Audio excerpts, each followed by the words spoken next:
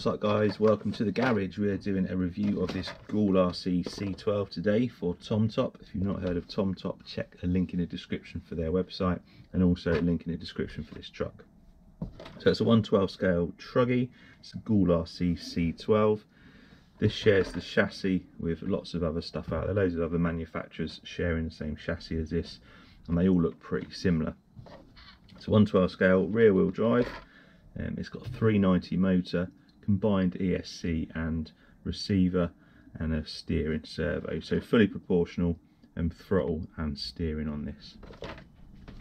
6.4 volt lithium ion battery lives underneath in there. It comes with a charger, your little tool for taking off your wheels, and a very familiar transmitter. Looks just like this WL Toys one.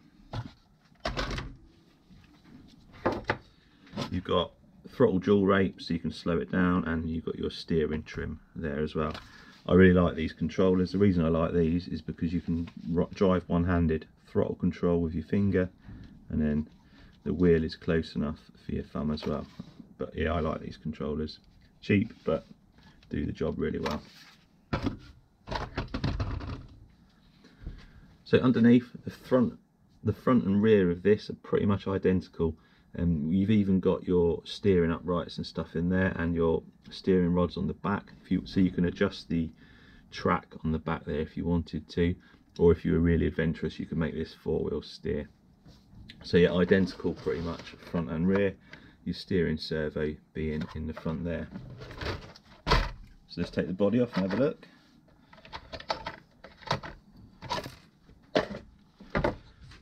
There's your combined ESC and receiver. You've got your 390 motor tucked away in there, and then your steering servo in there. It also says waterproof on the box.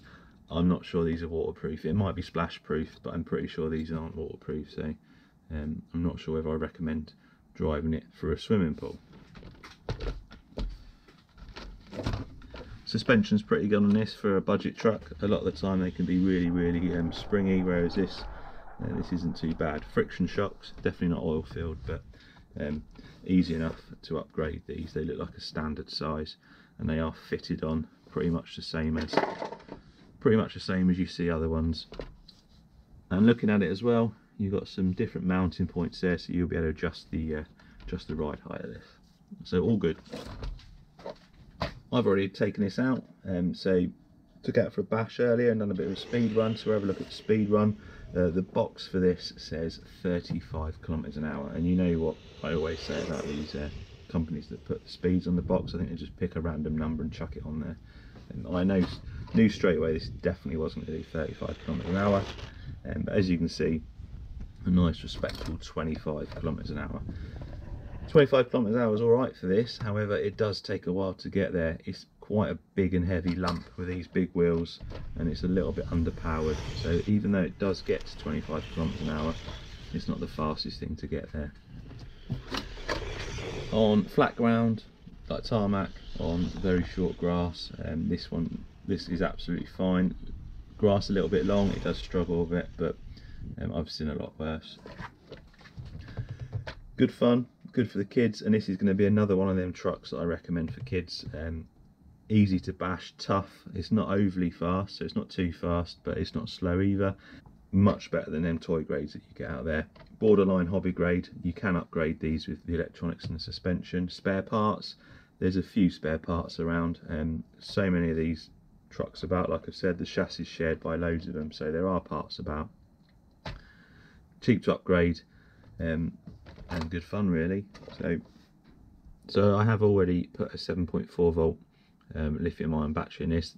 These packs just about fit in the battery compartment. You have to squeeze them in a bit, but they do fit.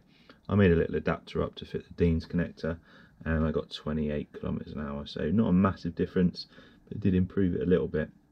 What I'm going to do with this truck is I'm going to do a few cheap upgrades to it. I'm going to look at the electronics, see if I can get a bit more power out of it, and then we'll be back with another video showing you what I've done. You never know, I may even stick a brushless in there. Cheers for watching, I'll see you next time.